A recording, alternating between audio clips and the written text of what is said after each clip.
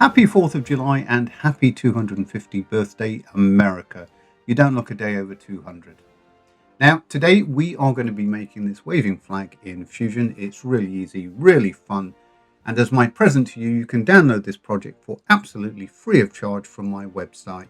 You can use it in your own work, and I've even included other popular flags. Now, before we get into the tutorial, I've got a Trivial Pursuit question for you.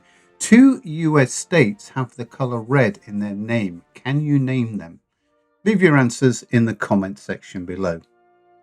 Now, most people don't know that actually July 5th is British Thanksgiving. We celebrate the invasion of the French in 1066 by drinking tea, eating croissants, and throwing garlic and onions in fires. Talking of tea, you can now buy me a coffee. See link below. Enough of the silliness, let's get into the tutorial.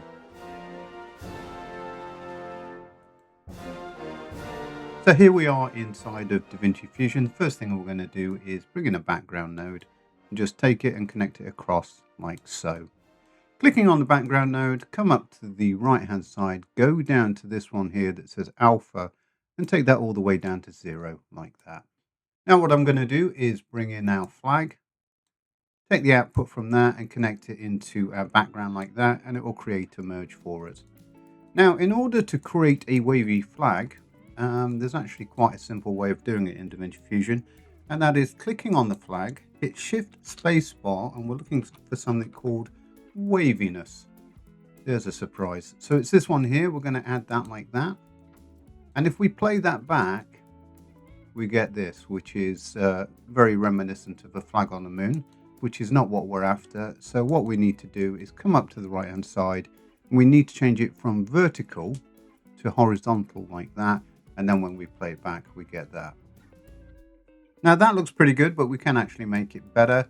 What I'm going to do is give ourselves some room here, click on this waviness here, shift space bar, and we're actually looking for something called grid warp. It's this one here. Let's just add that. The way the grid warp works is if I grab a point in here and just move it, what you'll see is it actually just deforms our image like so.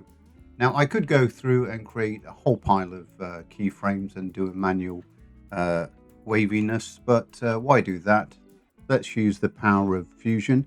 Make sure you've got the grid warp selected. Come over to the right hand side, go down, you'll see this one here.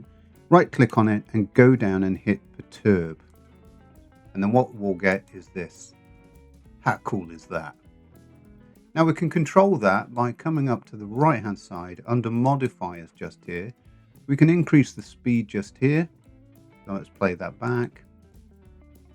And we can also increase the strength if we want it to go crazy. So I'll keep it back to about there and then just increase the speed a little bit like that. Let's play that back. That's looking good to me.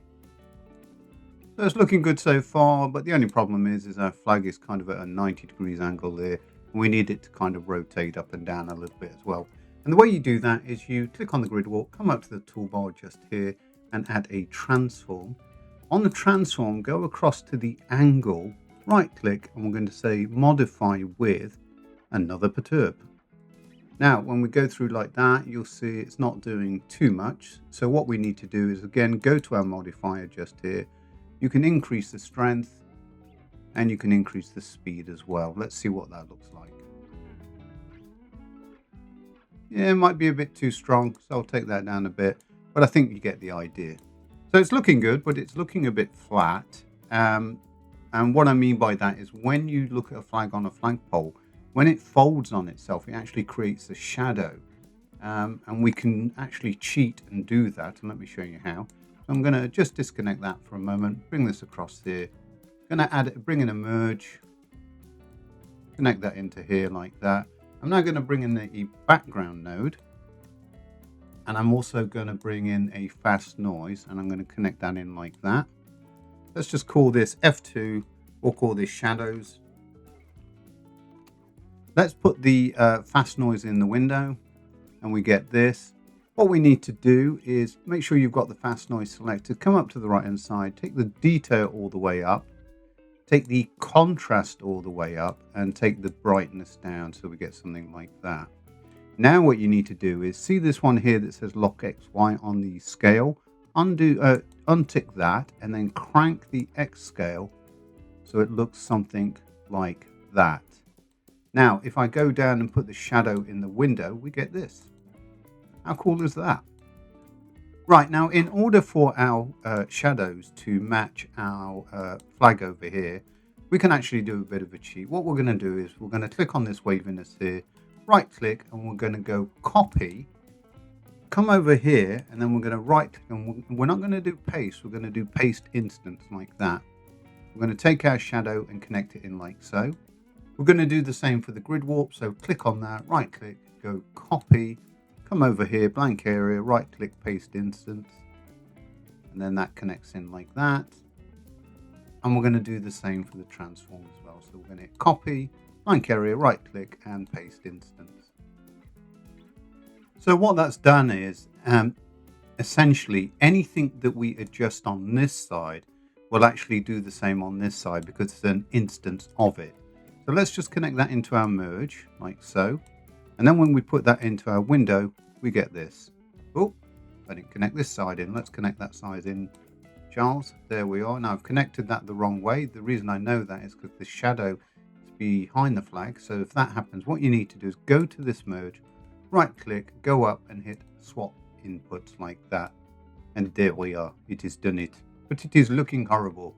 And the reason for that is because the shadow is taking the size from this transform across to here. So what we need to do is click on this transform just here.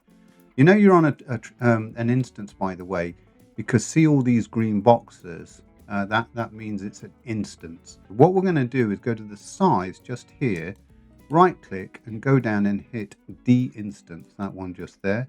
And now what I can do is I can shrink the shadows to go inside like that. How cool is that? Now, the only problem that we're having now is if we're honest, that shadow's a bit too harsh. And you can actually bring it down a little bit. What you need to do is go to this merge just here, come across to the right-hand side, and you see here under blend, you can take that down like that, and that's looking a far, far better. Now, the only other issue we're having here is if you look at the edge of the shadows, it's looking very square. A good way to fix that and actually really adds to the effect. Just give yourself some space here, click on this instance just here, come up to the toolbar and add a blur like that. And then what you need to do is just crank that blur up until it looks something like that. How cool is that? Right, so the only issue we've got now is our flag is a bit small, but that's an easy fix. What we're going to do is click on this merge just here, come over to the toolbar and click on this one here that says transform.